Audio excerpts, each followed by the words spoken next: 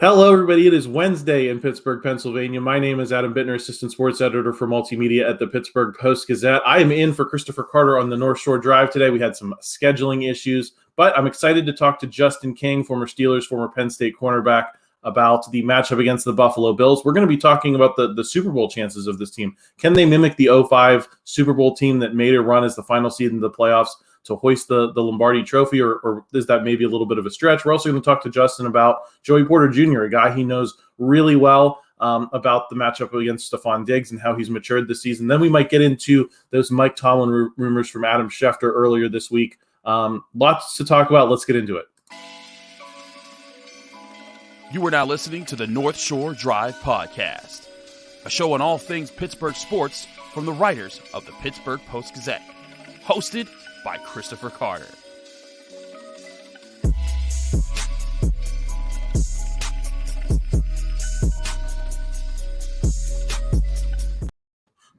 Hello, everybody. Welcome to the North Shore Drive presented by Mike's Beer Bar. We're going to talk about them in a little bit here. Always appreciate them sponsoring the show. I'm here with Justin King to talk all things Steelers. Justin, how are you? I'm good. How's everything going? It's going great. It's a busy week. A lot to talk about, Justin. I want to talk about what I set up at the top. The Steelers, can they mimic that 2005 Super Bowl team? I think I see some parallels. I don't know that I see a ton. You had a banged-up defense that season that I think held that team back a little bit. Chris has talked a lot on this show about how Minkah Fitzpatrick, Cam Hayward, TJ Watt have only played 2 full games with each other this season, and how that has maybe limited this defense from its possibly elite potential. And the quarterback situation back then, I think, was more settled in the way that, Ben Roethlisberger had a great rookie season, was pretty settled in, but he battled some adversity as well in that 2005 season, and then closed strong, kind of figured things out in those last 4 games to get into the playoffs. Do you see any connective tissue between this team and that team and its ability to maybe go on an extended run in this postseason? A little bit. There are some similarities, right? Just in terms of when they're getting hot in the season. I know probably about a month ago, it seemed like everybody was writing them off. Pittsburgh fans stop watching the games and all those different things. But when they got down to this moment where you see Pickens playing good on the outside, and then you got the quarterback making moves, Mason doing what he needs to do. I think there's a situation when you get into the NFL or into the playoffs, it is a hot hand kind of wins the game. It's an emotional game. And when guys are clicking on all cylinders, especially at this time of the year, you talk about peaking at the right time of the year. I mean, football's a long season, and it looks like they're playing some of their best football. So I don't think it's too much of a stretch for them to make a run. We've seen it with the Eagles when they faced all the different injuries a few years ago and won the Super Bowl. But it always seems to be the teams that get hot in the playoffs have a chance to make a run. Justin, I've seen some comments from people kind of wishing that the Steelers had not won these last 3 games, had not slipped into the playoffs, had gotten a higher draft pick. As a former player, a guy who's been in locker rooms, do you go into these playoffs thinking we have a chance to do this? We're in the tournament. That's all that really matters. It's a new season that's starting now. I think it's foolish to wish away playoff appearances. Do you look at this situation and say, hey, they have as good an opportunity as almost anyone? The Bills, I use this example. The Bills, if they had lost that game to Miami, they would be the 7th seed. Now they're the 2 seed. To me, that's just a demonstration of how close this AFC is. Any given Sunday is not a saying just to say, right? It really means like these guys get an opportunity to play, live out their dreams. So if you get a chance to get into the dance and play in front of, the whole country, and especially get a chance to win a Super Bowl for an organization like the Steelers, these guys are not thinking about draft picks and losing games. No, they want to play and get into the playoffs and make noise because, this is what all the work throughout the season leads up to. So I don't think anybody internally from a player standpoint is looking to get into the offseason or draft picks, but they're looking to make some more money and make a splash, because when you make plays and do great things in the playoffs, that also extends your career as an NFL football player. Justin, the Steelers are 10-point underdogs last I checked. I think it's been between 9.5 and 10-point underdogs against Buffalo. I think Buffalo might be the best team in these AFC playoffs because they've gotten hot late in the season just to be in this position. If the Steelers can get past them this week, you have the Ravens as the number 1 seed the following week. Then you have probably either Cleveland, Kansas City, or Miami in the AFC Championship game. Do you look at this game as possibly the Steelers' toughest test? And if they can get past it, you face a team you've beaten twice in the Ravens, and you've beaten Cleveland once. Kansas City has had issues with their receivers. Does it feel like there's a real opportunity here if you can get past this game? I definitely do. It's interesting when you think about that in football, because I think it's similar to boxing, where they say styles make fights, right? And so, like, just because statistically different teams might be better or not, I think the Steelers match up pretty well with all the teams that are in their way or that they've played in the past. So it's a matter of just hitting on all cylinders. And I do think there's a good matchup that where they can get hot and win all these games and make a run for the Super Bowl. Why do you think that they match up well, particularly, I guess, against this team and Baltimore in the second round? Because it's a little harder to predict who we're going to see in the AFC Championship game if they got that far. But at least those first two, what do you like about those matchups? Well, I mean, just the way that the Steelers have been playing football these last couple of weeks, if we put it in a vacuum and we would talk about Joey Porter, just the outside from the receiver standpoint, or how Buffalo attacks a lot of different teams, it's a matter of just keeping them contained and making them make mistakes and then playing your type of football. With us making explosive plays on the offense and playing sound defense, like you said, we won't have TJ Watt this weekend, but with the rest of the defense playing at a high level, I believe there's just matchups across the board. Like I believe the secondary matches up well with the Buffalo Bills receivers. I believe up front and the defense is good enough to stop the run. Like there's no glaring deficiencies against any of these teams that we're playing against in this playoff season. Looking ahead to that possible AFC title game, if there's 4 teams that they could face: Cleveland, Miami, KC, or Houston. Who do you think they match up best against? They've obviously beaten Cleveland. They've obviously lost pretty badly to Houston. So I think that probably is the number one matchup you'd probably like to see, maybe the number 4. What about those 2 teams in the middle, the Dolphins and the Chiefs? I mean, the Dolphins and the Chiefs, I mean, the Dolphins are extremely explosive. I mean, that's a team that I don't think matches up well with anybody when you put that type of speed out there if they're hitting on all cylinders. But at the same time, it's an opportunistic offense in the sense of there's chances for you to create turnovers.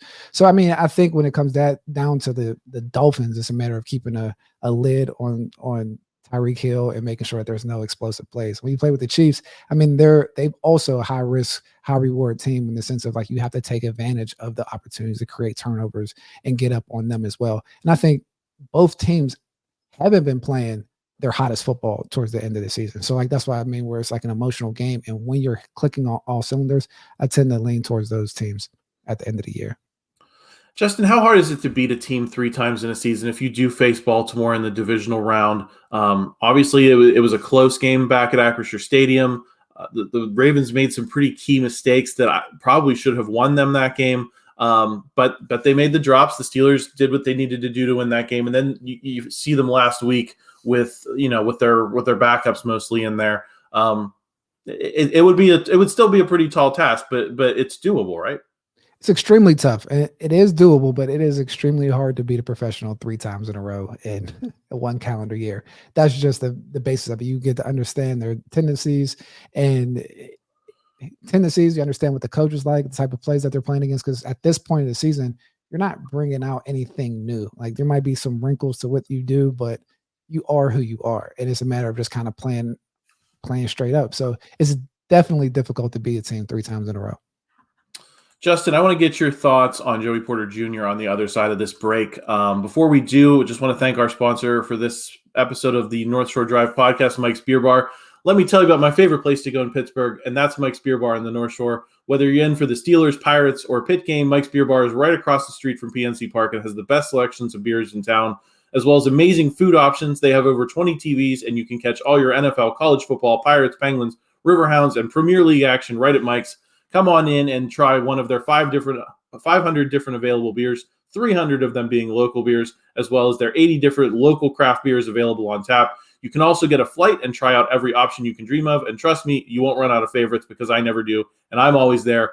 Try their steak on the stone and their awesome meal where you can choose how you want your steak cooked with the heated stone right in front of you as you enjoy a night out in Pittsburgh. Come to Mike's Beer Bar and get your sports fix and experience the best part in Pittsburgh and tell them Chris sent you, because that's who actually sent you. I'm just in for him.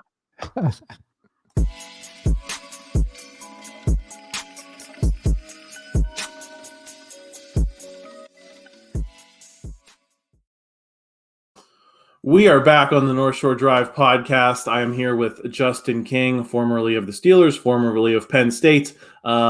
He knows all things defensive back play. He knows Joey Porter Jr. very well. from the Penn State ties. Justin, I had you on probably a couple months ago now. We talked about the way Joey Porter had matured this season. What have you seen from him late in the season that has encouraged you that he's ready for the bright lights of the playoffs?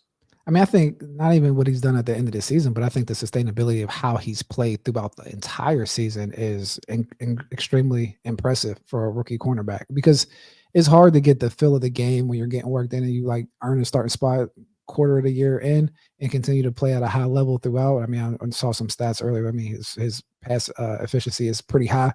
So, I mean, with that, I've been extremely pleased to see how he's been playing. I mean, he has a unique skill set with the length, short area quickness, being able to be extremely competitive, and like the moment's not too big for him. I mean, this is a guy that's grown up on the South Side with his dad being a coach and different things. And that really matters when you get to these situations because nothing seems too big. So when it comes down to his matchup with someone like Stefon Diggs, I really believe it's a favorable matchup for himself because he's not deficient in an area where Stefon Diggs, I guess, is prolific to an extent. I mean, Stefon Diggs runs great routes. He's with precision, but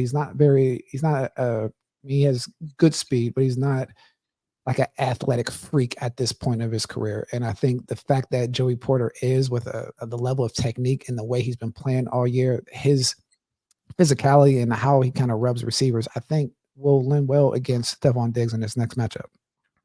What do you think is the key for him? What does he have to do well to really get the most out of that matchup and not just, to shut down Stefon Diggs the way he's shut down other guys this season? And what makes him different than maybe, DK Metcalf we saw a couple of weeks ago?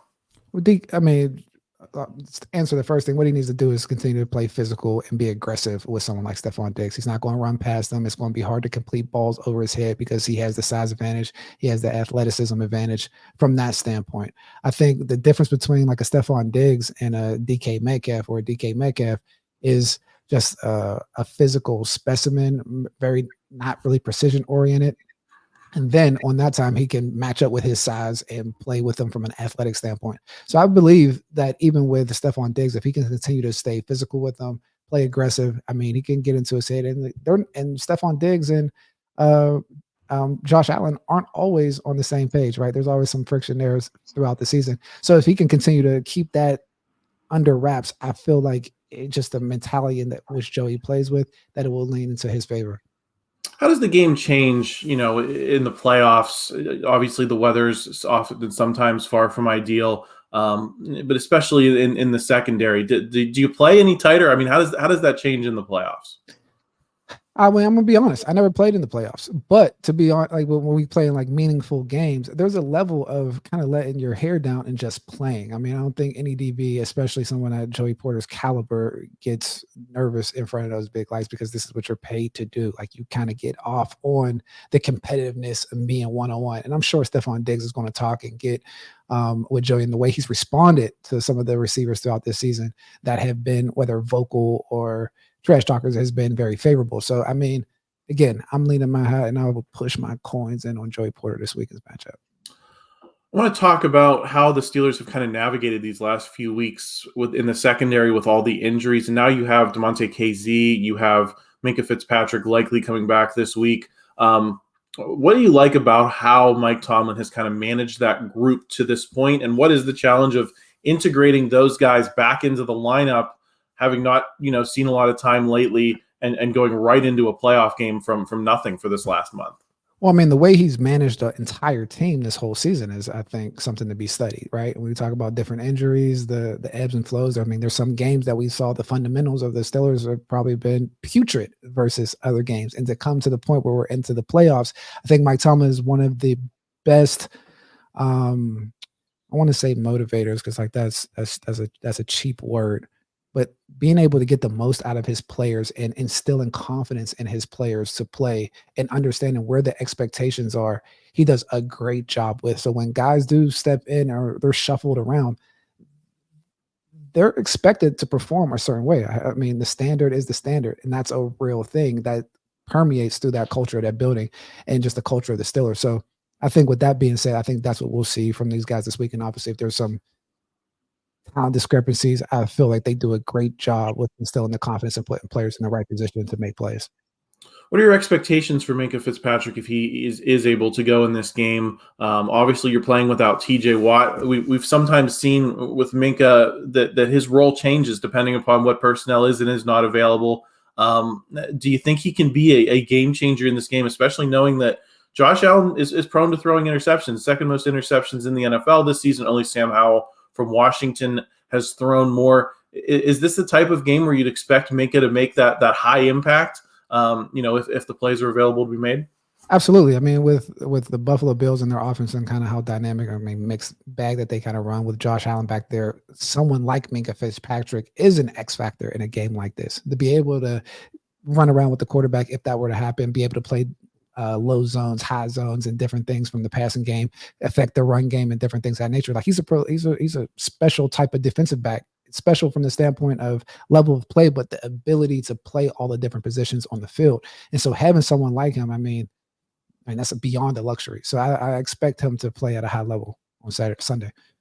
How much can you mitigate the loss of T.J. Watt by running like these three safety packages that the Steelers have become somewhat known for? Are they kind of disconnected things, or are there things that you can do to mitigate? You can't replace TJ Watt, I don't think. But with what the Steelers have at safety, all that depth there that we've seen with Eric Rose stepping in, you've got some good players. If you can get them on the field, are there things you can do? Absolutely. I mean, I think it's always hard and it's irreplaceable to have a guy like TJ Watt go down. I mean, he's a generational type of player.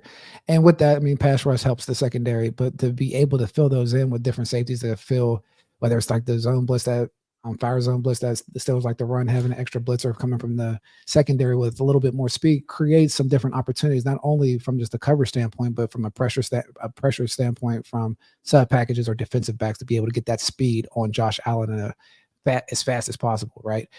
So with that, I mean, I think the Steelers really need just to be continue to be an opportunistic defense this weekend and create some turnovers, but there is no replacing TJ Watt. Right. Like it's just, but that's the game of coaching. When you have different holes, you have to figure out creative ways to fill those up where you're still not exposed in the different areas. Is it sometimes a matter though of in one game format to advance in the postseason? Maybe you can throw some things at the Bills that they haven't seen on tape all season, and maybe that's not sustainable over to go win a Super Bowl. But to win this one game, can you maybe surprise them with a few things? I think you can. I mean, especially again, like a guy like Josh Allen, who's a high risk, high reward type of guy, where he's going to believe in his abilities, and you just got to get him to believe in him a little bit too much to make those mistakes where you throw him with different things, disguising coverages, putting some pressure on his face, and making him make bad throws and take full advantage on when that does happen. So I definitely believe that can be a possibility this weekend. Going to be interesting to watch all of that play out. We're going to thank a couple more sponsors, have one more break, and then I want to get Justin's thoughts on these Mike Tomlin reports that he might want to take some time off, might want to step away from the NFL. Some people in Steelers universe have already thrown cold water on that. I'm going to get Justin's opinion on the other side of this break. First, I want to thank Savinas, Kane, and Gallucci. They're mesothelioma and asbestos lawyers with over 85 years of experience. Call them now for a free consultation. Also want to thank GameTime.co. Buying tickets to your favorite events shouldn't be stressful. GameTime is the fast and easy way to buy tickets for all the sports, music, comedy, and theater near you. Pittsburghers, you can see the Trans-Siberian Orchestra at PPG Paints Arena. And that's the best place. The best place to get tickets for that is on Game Time. Download the app today and get your tickets. Have you ever had to buy tickets to events you weren't comfortable with how much you were paying because you weren't sure how good the seats were? That kind of stuff happens to me all the time when I'm trying to get tickets last minute. But when I see Game Time, there's never an issue. The Game Time app allows you to book tickets at the last minute if you didn't plan far out in advance. And the app lets you see the view from your seats so you can see all the prices, all the hidden fees, and let you buy the tickets with just a couple taps. If you're running behind in an event, Game Time will give you great deals up to an hour before the event has started. Get tickets to the next Steelers game, the next Pirates game, your next Pitt or Penguins game, and even shows across town like the Pittsburgh Improv and the next comedy show. And Game Time has the best price guarantee that can't be beat. If you find tickets in the same section or row for less, Game Time will credit you 110% of the difference. Snag the tickets without the stress with Game Time. Download the Game Time app, create an account, and use code PITTPIT for $20 off your first purchase. Go to their website, gametime.co. Terms and conditions apply. Create an account and redeem code PITTPIT for $20 off. Download Game Time today. Last-minute tickets, lowest price guaranteed.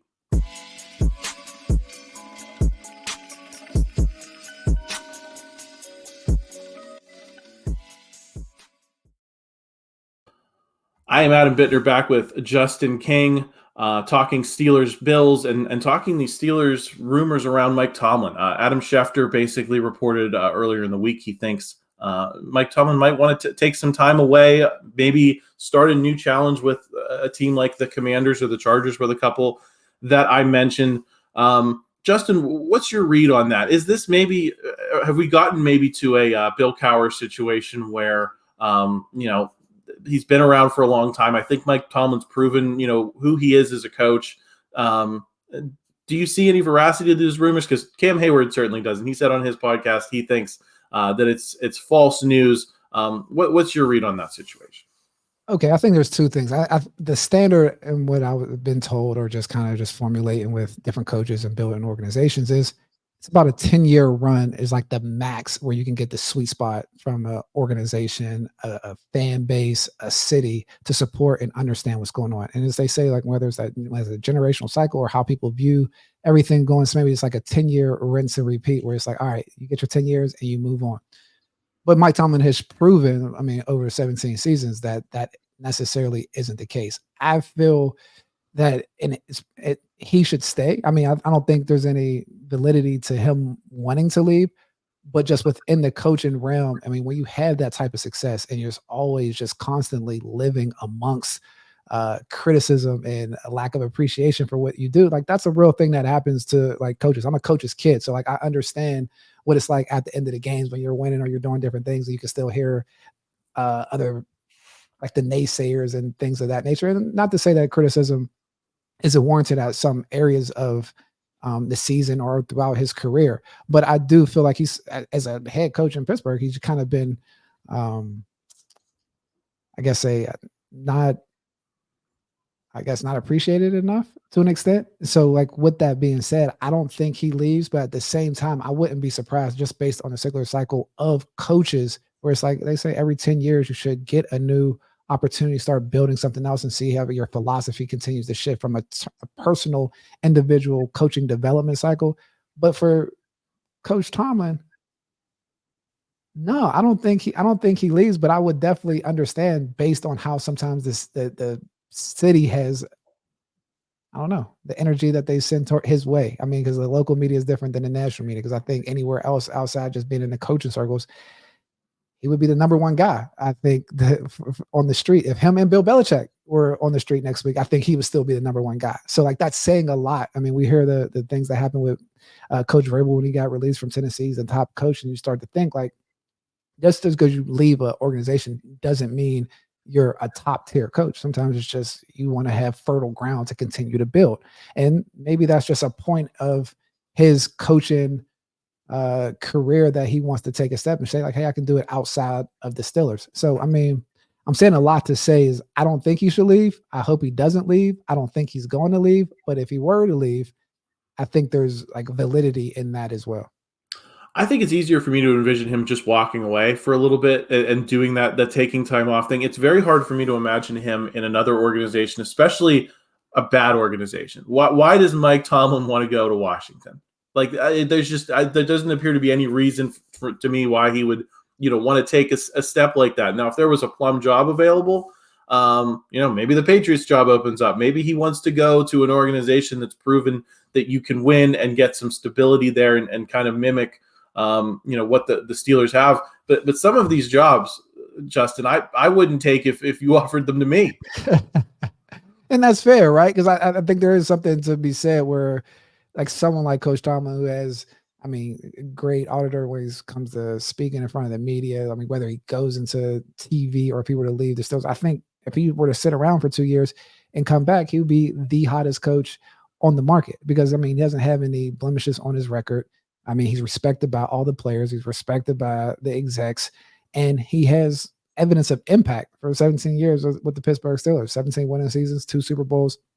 That's nothing to blink at. Sometimes you hear from the naysayers that, it's because of the Steelers. So I could see sometimes if he's hearing that there's some internal competitiveness that was like, yeah, I want to try something else and scale a new mountain. But in this business, I think he's in one of the best positions that you can be in, to be completely honest, because I think the Steelers are a 5-star organization when you think of the NFL. Justin, I want to ask you about playoff wins versus winning seasons. And I think a lot of people around town in the local media, a lot of fans want to evaluate Mike Tomlin in terms of playoff wins. And I think a lot of people that are inside football, I think Travis Kelce last week was making comments about it, that the 17 winning seasons, thing resonates a lot with guys in locker rooms and in the industry. Where do you think that disconnect is between people on the outside of football and people on the inside of football, and how they respect an achievement like 17 winning seasons? Winning is so hard. Winning in the NFL is so hard. Like, that is the statement. That's why fans can't understand it. And especially, I mean, you see it in college where it's like Alabama fan base, Nick Saban gets on them for being too spoiled. And I think there's a little bit of that with the Pittsburgh Steelers and our fan base. We're expected to win all the time. 17 consecutive winning seasons is that is quite impressive, because each week to week, injuries, egos, all the different things that come with professional football, to continue to put together 17 wins in 17 winning seasons, it's remarkable. Because, like, as football players, we've all been on losing teams. And so, like, if someone played a 17-year career and never played on a losing team, you would think of them as being the ultimate winner. So regardless of what they did in the playoffs. So to have someone like Coach Tomlin lead the Steelers for 17 consecutive winning seasons is no easy feat. And I think there's just a lack of respect of how hard the game of football is to be successful at, right? And, like, I think that's where the disconnect happens with fans and players, whether it's player ratings, who the players think are the best player versus who the media thinks the best players versus the fans. It's because this is just a different perspective. And when you're in it, you understand. Even when you lose by 2 scores, like, you watch the film, it's like, oh, this could have happened, that could have happened. And, like, the margin of error in victory is so thin that to be on the right side of victory more than your losses for 17 years, I mean, that's excellence, regardless before you even get to the playoffs. Because the playoffs, I mean, anything can happen. The same reason that I'm saying that they can still win the Super Bowl this year is that when you get to the playoffs, you kind of throw the records out the window, and it's a game-to-game type of situation. And sometimes, not sometimes, but talent shows up, players make big plays, people step up, and you're talking about professional football players here. So when it comes down to that, it's hard to just judge based on, like, the playoffs when you're backing it up with 17 winning seasons, because, like, your job is to get to the dance and obviously finish and win a Super Bowl. But I mean, I think we just don't understand how hard it is to win football games in the NFL. Yeah, I think there's definitely a disconnect there. And Justin, in that context, what grade do you give Mike Tomlin for this season, and how would that change if he was able to win a playoff game? This season, I would say B+. I would say, if you want to give on a grade scale, B+. And if they were to win some playoff games, I would bump it up to like an A-. But I really think they're going to go deep into the playoffs, and we'll see what happens. But, like, even from having coaching changes, quarterback changes, and still finding yourself in the playoffs, if you give that same scenario that happened to the Steelers to all other 31 teams, maybe 4 make it. Maybe. The rest of them will be in disarray and everyone will be fired. So, like, that, I don't think people understand how hard that cliff is that falls off when things fall out of balance. Yeah, it's a brutal business. We've seen a lot of coaches let go this week. But Justin, I know you got to get out of here, so thank you for joining me. Lots of great insight. Everyone, I'll be back with Paul Zeiss on Thursday on the Zeiss is Right video, so make sure you check that out. Make sure you're subscribed to the channel. Make sure you like this video if you enjoyed it. Help us out in the YouTube algorithm. And Chris will be back on the North Shore Drive on Friday, so you can look forward to that. Justin, thanks for stopping by. I'm looking forward to talking to you again soon. Thanks for having me. Thank you for tuning in to another episode of the North Shore Drive podcast from the Pittsburgh Post-Gazette. If you watch this video on YouTube, please like the video and subscribe to our channel. For all the sports coverage from the Post-Gazette that we have to offer, visit post-gazette.com.